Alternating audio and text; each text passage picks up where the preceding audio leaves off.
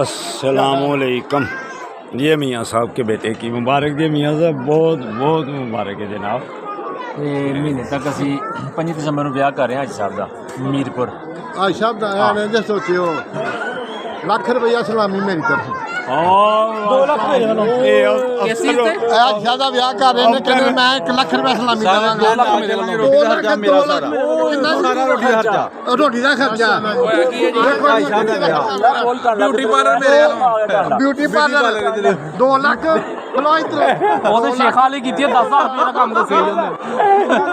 50,000 beauty parlour 6 lakh 50,000 lehenga sir ji हो गए जे ना हुण ਜੀ ਐਮਜੀ ਦੇ ਬੈਗ ਹੈ ਲਾੜਾ ਜੀ ਭਾਈ ਸਾਹਿਬ ਦਾ नहीं जी ਬਰਾਤ ਲਈ ਜਿੰਨੀਆਂ ਗੱਡੀਆਂ ਚਾਹੀਦੀਆਂ ਅਸੀਂ ਦੇਵਾਂਗੇ ਭਾਈ ਸਾਹਿਬ ਲਹਿੰਗਾ ਪਾਉਂਦੇ ਨਹੀਂ ਲਹਿੰਗਾ ਦੁਲਹਨ ਦਾ ਤਾਂ ਬਿਊਟੀ ਪਾਰਲਰ ਪਾ 10 ਲੱਖ रुपया कैश ब्यूटी ਹੁਣ ਪਤਾ ਲੱਗ ਗਿਆ ਜੀ ਭਾਈ ਸਾਹਿਬ ਲਹਿੰਗਾ ਵੀਡੀਓ लो जी ਇਹ ਵੀਡੀਓ ਬਣ ਗਈ ਜੇ ਹੁਣ ਅਸੀਂ ਇਹ ਡਿਲੀਟ ਨਹੀਂ ਕਰਦੇ ਇਹਨੂੰ ਚੜਾ ਦੇ बस हुन तुसी ਭਾਈ ਸਾਹਿਬ ਭਾਈ ਸਾਹਿਬ ਮਾਸ਼ਾਅੱਲਾ